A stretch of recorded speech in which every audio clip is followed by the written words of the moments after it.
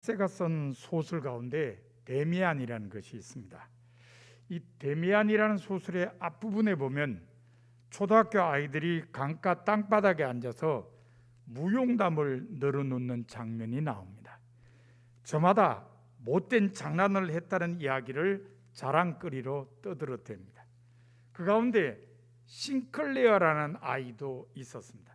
이 싱클레어라는 아이는 워낙 온순해서 못된 장난은 하지 못하는 아이였습니다.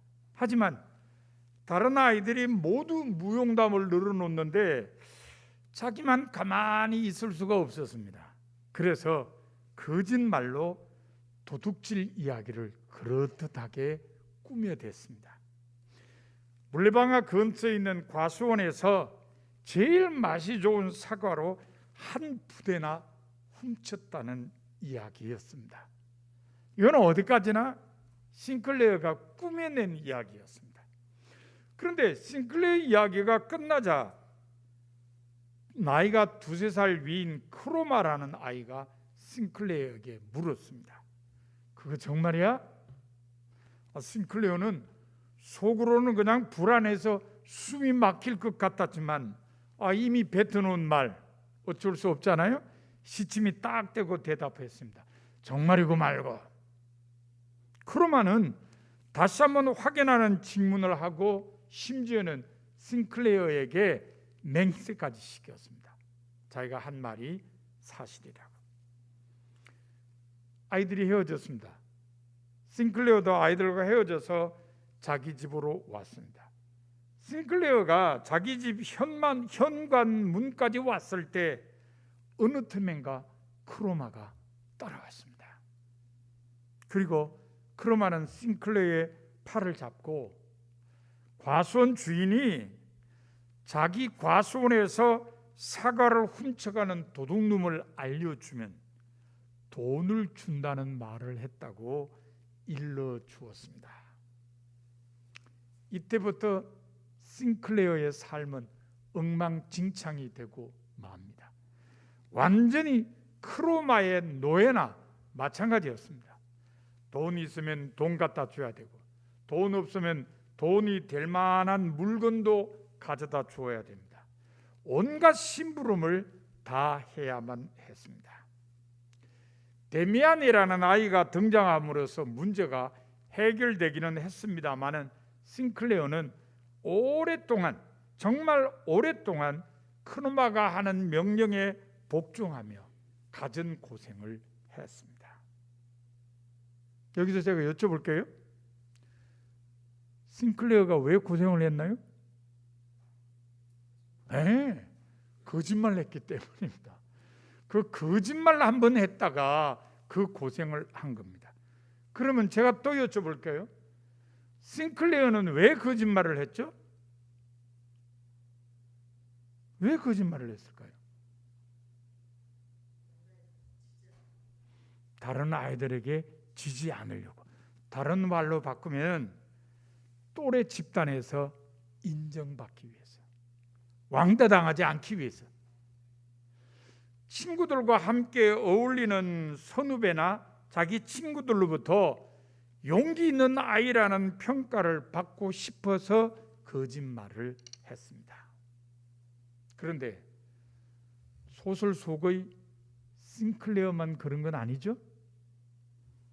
이 땅의 많은 사람도 다 인정받고 싶어 합니다. 어릴 때만 그런 게 아니에요. 어린 시절뿐만 아니라 일생에 걸쳐서 사람들은 다른 사람들로부터 인정받기를 원합니다. 특별히 자기가 속해 있는 집단, 그게 또래 집단이든지 아니면 공동체든지 그 구성원들로부터 인정받기 위해서 힘씁니다. 이 점에서 믿음장이라고 이름 붙이신 히브리서 11장에 그 이름이 기록된 사람들은 참 행복한 사람들입니다. 히브리서 11장은 후대 사람들로부터 믿음의 영웅으로 인정받은 사람들의 이름이 기록되어 있기 때문입니다. 하나님께서 택한 사람들이 모인 공동체에서 믿음의 영웅으로 인정받는 것보다 더 값진 것이 있을까요? 없습니다. 그렇기에 믿음장에 그 이름을 올린 사람들은 행복한 사람들이라고 할 수 있습니다. 믿음장에 그 이름을 올린 사람들을 보면 아벨, 에녹, 노아, 아브라함, 사라, 이삭, 야곱, 요셉, 모세, 라합, 기드온, 바락, 삼손, 입다, 다윗, 사무엘입니다. 이 사람들은 모두 믿음으로 하나님과 사람들에게 인정받았습니다. 그런데 이들 가운데는 믿음으로 한 행위로 인해서 다른 사람들이 얻지 못한 평가를 얻은 사람들도 있습니다. 예를 들면 아벨은 믿음으로 훌륭한 제물을 하나님께 바침으로 말미암아 의로운 자라는 증거를 얻었습니다. 오늘 본문에 의하면 노아도 다른 사람이 얻지 못한 평가를 얻었습니다. 노아는 믿음으로 아직 보지 못한 일에 경고하심을 받아 경외심을 가지고 방주를 지어서 자기 가족을 구원했습니다. 이로 말미암아 노아는 세상을 정죄하고 믿음을 따르는 의의 상속자가 되었습니다. 믿음을 따르는 의의 상속자라는 증거를 얻었다는 말입니다. 노아의 삶에 대해서는 창세기 6장부터 9장에 소개되어 있습니다. 특별히 노아가 살던 시대에 하나님께서 사람들의 죄악 때문에 땅을 물로 심판하셨습니다. 바로 대홍수 사건입니다. 이 사건으로 노아와 그 가족들을 제외한 모든 사람이 죽었습니다. 노아로 인해 그 가족들만 살아남은 것입니다. 그런데 노아는 결코 완전한 사람은 아니었습니다. 그도 역시 우리와 마찬가지로 실수가 있는 사람이었고 감정에 치우치기도 한 사람이었습니다. 창세기 9장 20절 이하에 보면 노아가 포도주를 마시고 취했습니다. 취한 남편한테 너무 바가지 많이 꺾지 마세요. 노아도 그랬었는데 믿음장에 이름이 올린 사람도 그런 적이 있었다는 이야기입니다. 포도주 마시고 취해서 자기 장막 안에서 아무것도 입지 않고 벌거벗은 채로 누워 있었습니다. 요즘 우리가 쓰는 말로 하면 뭐죠? 술에 취해서 완전히 인사불성이 된 그런 모습이었습니다. 여기까지는 또 이해한다 그럽시다. 그 다음 장면이 또 깜짝 놀랄만 합니다. 술에서 깨어난 뒤에는 둘째 아들이 벌거벗은 자기 몸을 보고 형제들에게 나가서 떠들었다는 것 때문에 화가 나서 둘째 아들 함의 아들, 자기에게는 손자가 되죠, 가나안을 저주했어요. 아니 세상에 어떤 할아버지가 자기 손자를 저주합니까? 그러니까 자기 감정을 자제하지 못하는 그런 모습을 보였습니다. 우리에게서 흔히 나타나는 자제하지 못하고 감정이 막 폭발하는 이런 모습을 노아에게서 우리는 볼 수 있다는 겁니다. 이렇게 생각하면 노아는 부족함과 허물이 있는 사람이에요. 완벽한 사람은 아니었습니다. 그럼에도 불구하고 노아는 믿음을 따르는 의의 상속자라는 증거를 얻었습니다. 왜 이런 증거를 얻었을까요? 노아에게서 찾아볼 수 있는 믿음을 따르는 의의 상속자의 삶은 과연 어떤 것일까요? 첫 번째, 믿음을 따르는 의의 상속자의 삶의 모습은 타락한 시대에 살면서도 바르게 살기를 추구하는 것입니다. 창세기 6장 9절 가운데 부분에 보면 노아에 대해서 소개하기를 의인이요 당대 완전한 자라 했습니다. 의인, 완전한 자 이렇게 소개되어 있어요. 의인이라고 하는 말은 죄의 길을 피하고 하나님의 법에 순종하는 사람을 뜻합니다.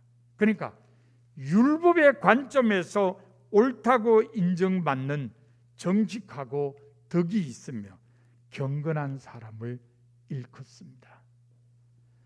완전하다라고 하는 말은 도덕적으로 성결하다는 의미입니다. 우리가 생각하는 완전이라기보다는 도덕적으로 온전하다 이렇게 받아들이면 좋을 것 같습니다. 그러므로 노아는 죄가 전혀 없는 사람이라기보다는 죄를 피하고 죄를 멀리하고 바르게 살기를 추구한 사람이라고 할 수 있습니다. 앞서 언급한 대로 그 당시 사람들이 다 타락했습니다. 그 타락상에도 불구하고 정직하게 그리고 깨끗하게 살려고 노력한 사람이 바로 노아였다는 말입니다. 하나님께서는 노아처럼 바르게 살기를 추구하는 사람을 기뻐하십니다. 그러므로 남들이 다 그러니까라는 변명을 해서는 안 됩니다. 열왕기상 19장 14절에 보면은 엘리야가 하나님께 이렇게 탄식합니다. 내가 만군의 하나님 여호와께 열심히 유별하오니 이는 이스라엘 자손이 주의 언약을 버리고 주의 단을 헐며 칼로 주의 선지자들을 죽였음이오며 오직 나만 남았거늘 그들이 내 생명을 찾아 빼앗으려 하나이다. 뭔 말이죠? 저밖에 안 남았습니다.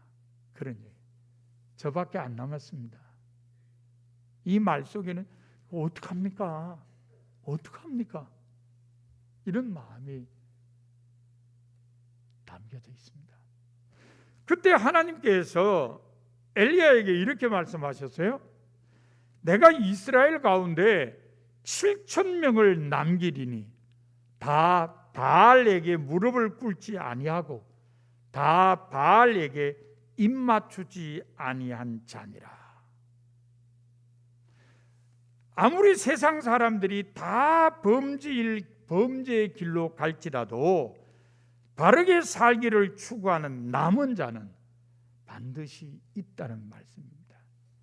엘리야에게 네 눈에는 모든 사람이 다 타락해서 죄 가운데 빠져 있는 것 같지만 아니다. 그래도 그 가운데에는 바르게 살기를 추구하는 남은 사람들이 있다.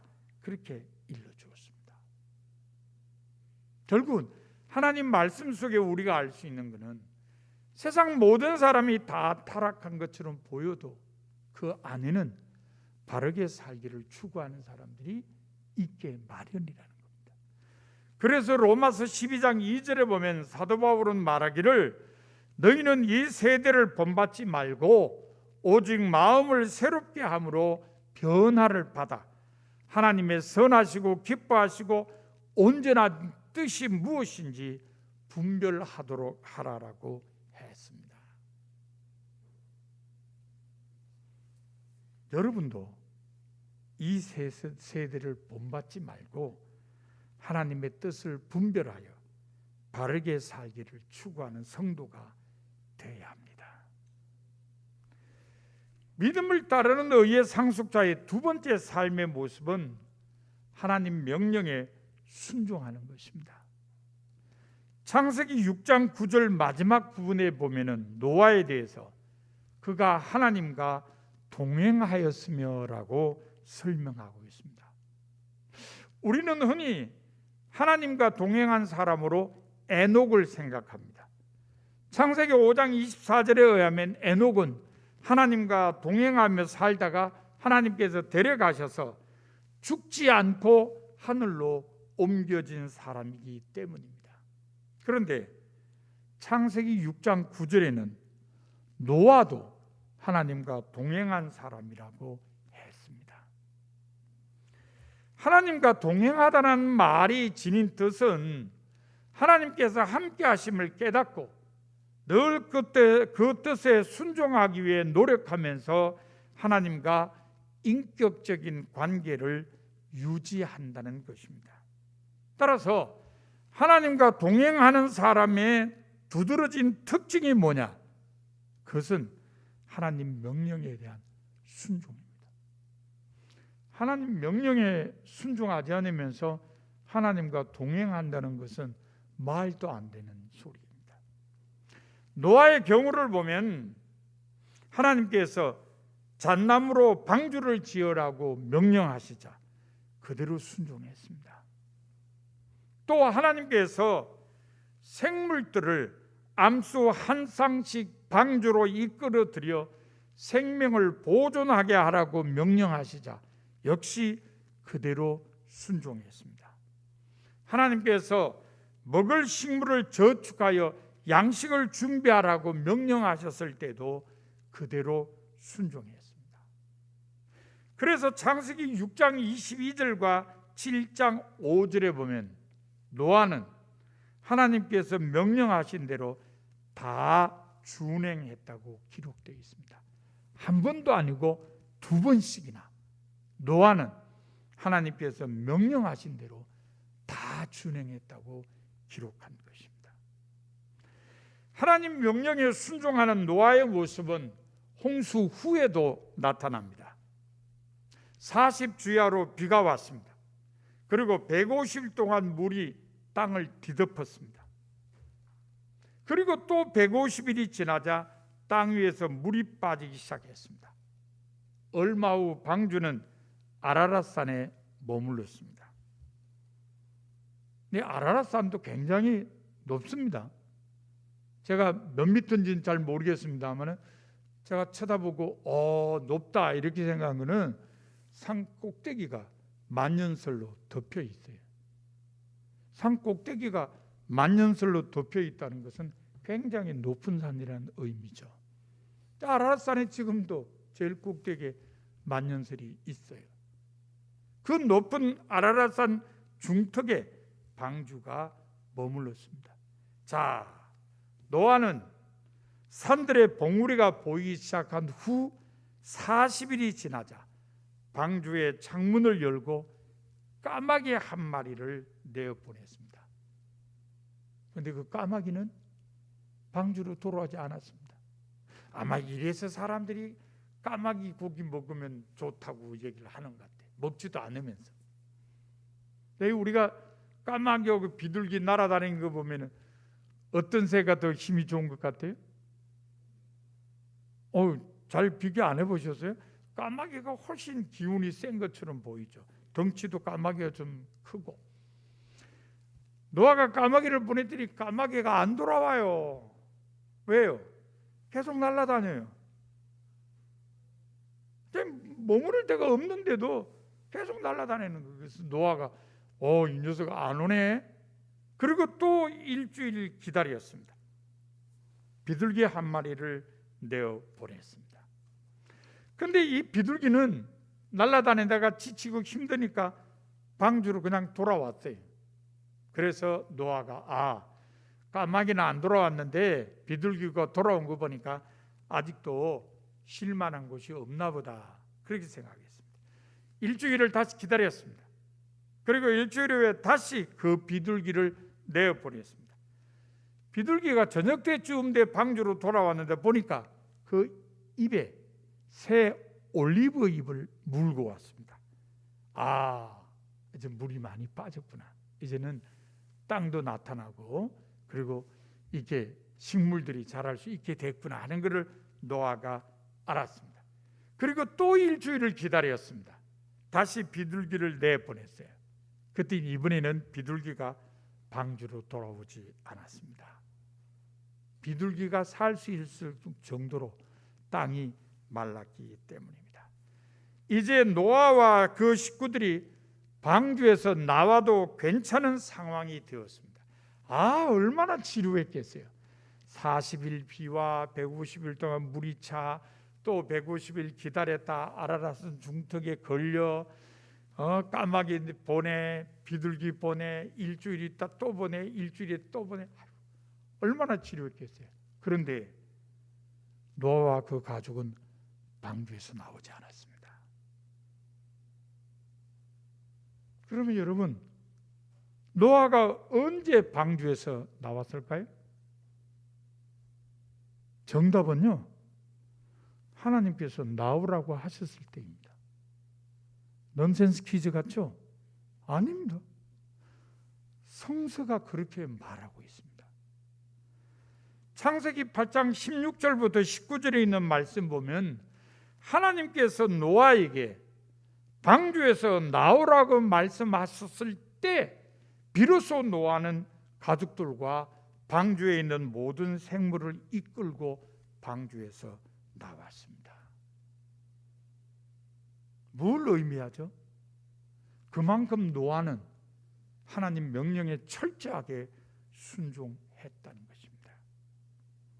하나님께서는 노아처럼 자기 명령에 완전히 순종하는 사람을 원하십니다. 그러므로 그건 어쩔 수 없어 라는 변명을 해서는 안 됩니다. 창세기 22장에 보면 하나님께서 아브라함에게 아들 이삭을 번제로 바치라고 시험하신 이야기가 기록되어 있습니다. 이삭이 누구입니까? 아브라함이 100세에 얻은 아들입니다. 그뿐만 아닙니다. 후손을 위한 약속의 씨입니다. 그렇다면 이삭이 없으면 후손에 대한 약속도 물거품이 되고 맙니다. 그럼에도 아브라함은 하나님 명령에 순종했습니다. 하나님 명령에 순종하는 것이 그 무엇보다도 소중함을 믿었기 때문입니다. 그래서 사무엘상 15장 22절에 보면 선지자 사무엘은 말하기를 순종이 제사보다 낫다라고 했습니다. 제사, 곧 예배로 하나님께 영광 돌리는 일도 귀하지만 그것보다 더 귀한 일은 하나님 명령에 순종하는 것이라는 말씀입니다. 그러므로 여러분도 하나님 명령에 순종하는 성도가 되시기 바랍니다. 믿음을 따르는 의의 상속자의 세 번째 삶의 모습은 베풀어 주신 은혜에 감사하는 것입니다. 여러분 혹시 방주에서 나온 노아가 제일 먼저 한 일이 무엇인지 아십니까? 종로지방 골든벨에서요, 제 전임 목회자인 궁정교회 원로 장로이신 정현 장로님의 손자가 이 물음에 대해 이렇게 대답했어요. 땅에 입을 맞춘 일입니다. 맞습니까? 맞아요? 정답입니까? 왜 대답을 못하세요? 정답이 아닙니다. 아니에요. 땅에 입을 맞춘 일은 교황님이 하셨지 노아가 한 일이 아닙니다. 정답은 번제를 드린 일입니다. 창세기 8장 20절에 보면 방주에서 나온 노아는 하나님 앞에 제단을 쌓고 모든 정결한 집짐승과 정결한 새들 가운데서 제물을 골라서 번제를 드렸습니다. 번제라는 게 뭐죠? 하나님께서 베풀어 주신 은혜를 감사하며 헌신하고자 하는 마음으로 드리는 제사입니다. 노아도 홍수에서 살아남도록 보호해 주신 하나님의 은혜를 감사하며 헌신하기로 결단하면서 번제를 드렸습니다.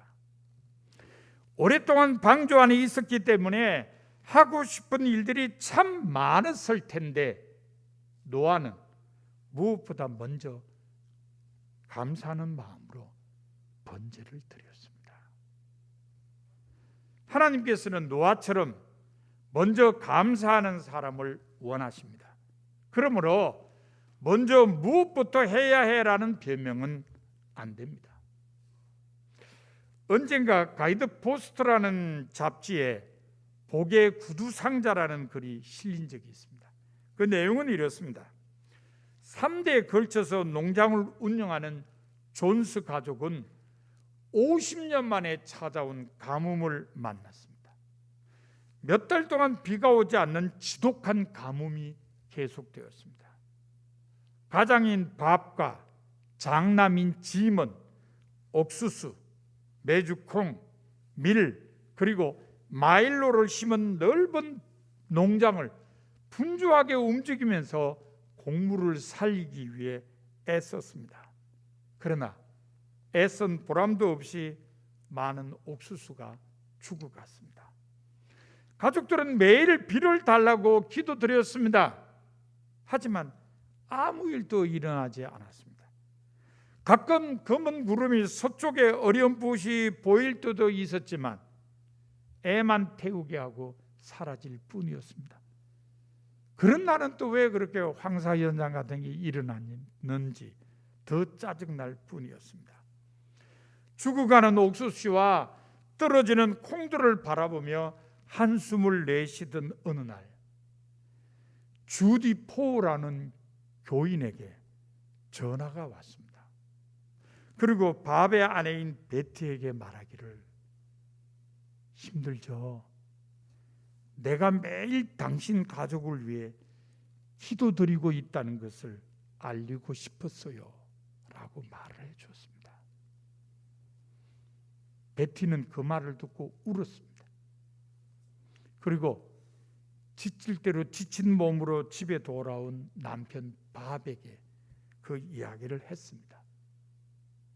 아내로부터 주디에게서 전화가 왔었다는 얘기를 듣고 밥은 환한 미소를 지었습니다. 그리고 아내에게 말하기를, 정말 주님께서 우리와 함께 계시다는 것을 당신이 깨우쳐 주셨구려 라고 했습니다. 그날 부부는 오랜만에 하나님께 감사의 기도를 드렸습니다. 그동안에 계속 불평하고 원망하고 비달라는 기도만 드렸는데 그날은 감사의 기도를 드렸습니다. 누군가가 자기들을 위해서 날마다 기도하고 있다는 사실이 너무 감사했기 때문입니다. 또 그것을 통해서 역경 속에서도 함께 하시며 감사의 조건을 주시는 하나님에 대해 생각하게 된 것에 대해서도 감사했습니다. 두 사람은 이처럼 역경 속에서도 하나님이 주시는 감사의 내용을 가족들과 함께 모아보기로 했습니다. 그래서 여러분, 구두 사면은 구두를 상자 안에 넣어서 가져오죠. 그 구두 상자가 쓸만해요, 그죠? 종이로 만든 상자지만 딱딱하고 괜찮아요. 그 구두 상자 위에다가 구멍을 뚫었습니다. 그리고는 우리 가족 중에 누구든지 감사하는 마음이 생길 때마다 그 내용을 다른 사람에게 말하지 말고 그냥 종이에 적어서 여기에 넣자, 그렇게 했습니다. 기한은 추수감사절 때까지 하자. 추수감사절이 되면은 이 상자를 열어보고 하나님께서 우리에게 주신 감사의 조건들이 무엇이었는지를 우리가 확인해 보자, 그렇게 얘기를 했습니다. 그리고 그 상자 이름을 복의 상자라고 부르기로 했습니다. 가뭄은 그 상자를 만든 후에도 한동안 계속되었습니다. 그러나 존스 가족들은 가뭄이 계속되는 동안에도 기대하지 않았던 순간과 장소에서 주님의 복을 발견했으며 그런 일이 있을 때마다 그것을 기록하여 상자에 넣었습니다. 남편 밥이 우물의 펌프 스위치 끄는 것을 잊어버려서 밤새도록 그게 돌아가서 우물물이 다 마르게 했지만 다음 날 가축들이 물을 마실 수 있도록 하나님께서 물을 채워주신 일이 기록되어서 상자 안에 들어갔습니다. 딸 캐롤 앤이 그렇게 원했던 교사직을 구했다고 전화로 알려온 일도 기록이 되어서 상자 안에 들어갔습니다. 언덕 위에 세워놓은 트랙터의 브레이크가 풀려서 사람들을 향해 내려오다가 한 나무에 그루터기에 걸려 멈춰선 일도 기록이 되어서 상자 안에 들어갔습니다. 이렇게 해서 날이 갈수록 구두 상자 속의 내용물도 점점 많아졌습니다. 비가 오기 시작한 일에 대한 기록은 아주 간단하게 기록이 되어 상자 안에 들어갔습니다. 어떻게 기록됐을까요? 날짜만. 내용이 필요 없습니다. 날짜만 적어서 상자 안에 넣었습니다. 존스 가족의 복의 상자 이야기는 감사야말로 어떤 상황에서도 무엇보다 먼저 해야 할 일이라고 우리에게 깨우쳐 줍니다. 중요한 것은 어떤 상황에서도 감사해야 되고 무엇보다도 먼저 감사해야 한다는 것을 깨우쳐 준다는 것입니다. 요나서 2장 9절에 보면 선지자 요나가 하나님 명령에 순종하지 않고 도망을 가다가 풍랑을 만나고 고기 뱃속에 들어갔습니다. 고기 뱃속에서 요나가 기도하면서 자기가 만약에 살아난다면, 그러니까 살아난다는 걸 전제로 하고 기도를 드렸습니다. 그런데 어떤 기도를 드린지 아세요? 나는 감사하는 목소리로 주께 제사를 드리며 나의 서원을 주께 갚겠나이다. 아직 살아나지 않았어요? 지금 어디 있어요? 고기 뱃속에 있어요. 그런데 고기 뱃속에 있으면서 고백하는 게 나는 감사하는 목소리로 주께 제사를 드리며 나의 서원을 주께 갚겠나이다. 그렇게 고백했습니다. 살아나면 제일 먼저 뭐 하겠다는 거예요? 감사하겠다는 거예요. 지금의 상황은 어떠하든지 간에 내가 살아나면 제일 먼저 감사하겠다고 고백한 겁니다. 감사는 그 어떤 것보다 먼저 해야 할 일임을 일깨워주는 고백입니다. 그러므로 여러분도 무엇보다 먼저 하나님께 감사하는 성도가 되시기 바랍니다. 이처럼 믿음을 따르는 의의 상속자가 된 노아는 타락한 시대에 살면서도 바르게 살기를 추구했고 하나님 명령에 순종하였으며 베풀으신 은혜에 감사했습니다.